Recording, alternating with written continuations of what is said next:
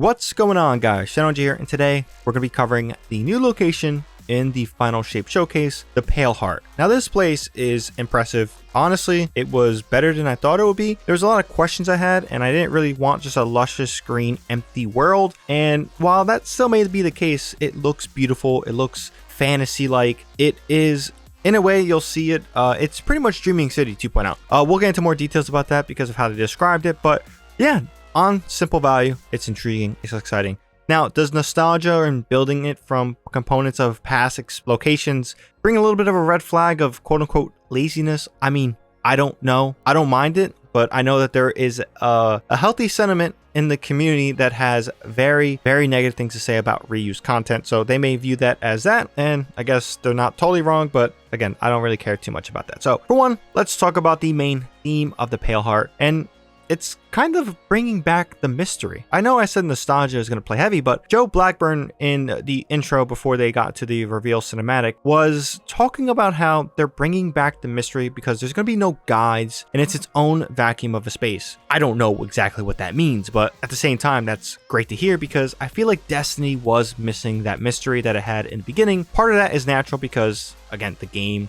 over the years, we've become more familiar with things and we learn more things. So the mystery is eventually going to fade, but the fact that they're working to try to bring some of that back and maintain that mystery element, I think is a great way to kind of reassure us when it comes to this expansion. Now, we mentioned this before, but this location is built from nostalgia, from D1 all the way back to now. Now, to be specific, it will have components of the witness's past or relics of his history because it's partially molded by the witness. And up until we arrived, it isn't molded by us at all. So they're describing this place as a linear destination. And I think there is some marketing imagery here that does describe this and showcase the linearness of this location. So for one, let's start off where I think things are going to go, the tower. We're at the portal, and if we look straight down ahead of us, we're going to see the monolith, which I view as the endpoint. So again, this is sticking true to that linear description. Now, we flip the imagery and we go from the monolith side of things. We see the portal at the end, which I assume is going to be starting off in the tower. This is awesome. And with some of the stuff they showcase, you see the lush greenness, the tower, you see Venus, you see some components of Europa, some components of other locations,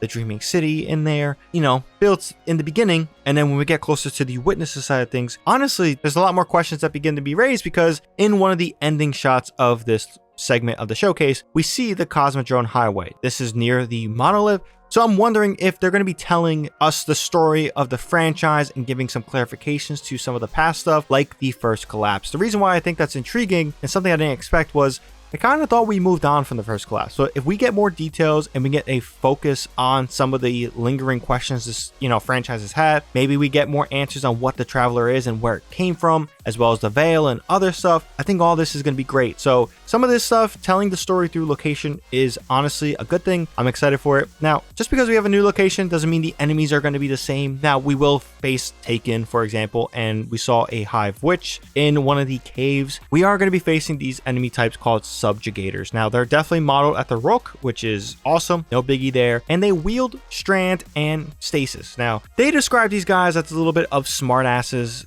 tacticians, and kind of they're going to be in the back giving orders. Now, do I think they're commanding AI? No, I don't know if they have the capabilities of doing that type of stuff in a game dev sense, but they're going to be in the back being annoying as well as, hurting you from a distance while things affect you from the close. So they're not jumping into the battle right away, but they're going to be a formidable foe based on what they're saying, and that's fine. I think Tormentors were amazing at being formidable and annoying, even still to this day. I mean, you can cheese them, you can get really effective with them, but if you up the difficulty level, the design aspect of them is incredible. Where I think Hive Guardians kind of fell flat a little bit, and we obviously don't see them as much as we do Tormentors in a way, so hopefully Subjugators are awesome like Tormentors. But that's all in the sense of the campaign and experience of the Final Shape. Now, what happens after it? Now, this is where the comparisons to the Dreaming City come into play because they stated that the world's going to open up more after we beat the final mission, and I believe the raid, that there's going to be aspects of the world that is catered and changed due to our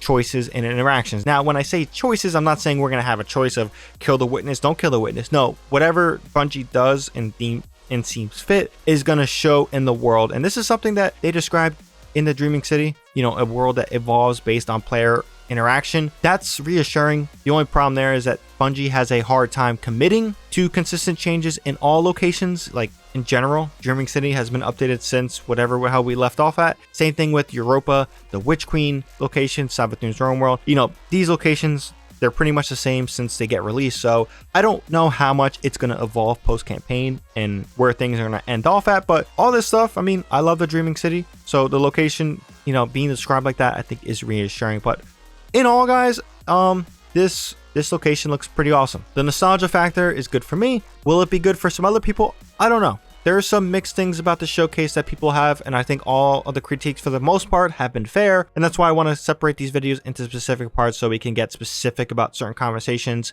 Location won me over, but I'm curious, did it win you guys over, or are you guys skeptical, or hey, maybe you're in the same boat as me, you guys are excited to revisit the nostalgia train for the Destiny franchise? Leave your thoughts down below. If you guys also enjoyed this video and found this video informative, definitely drop this video a like, helps out the video a ton. If you guys want more content from me, definitely be sure to hit that subscribe button and that bell to be notified for when I do drop more content. But be on the lookout for more videos today and in the coming days and weeks, because there's tons to talk about with Destiny and Call of Duty, but we'll focus a little bit more on Destiny when it comes to this video specifically. So that's all I got for this one. Hope you guys have a good one. ShadowNinja here, and I'm out.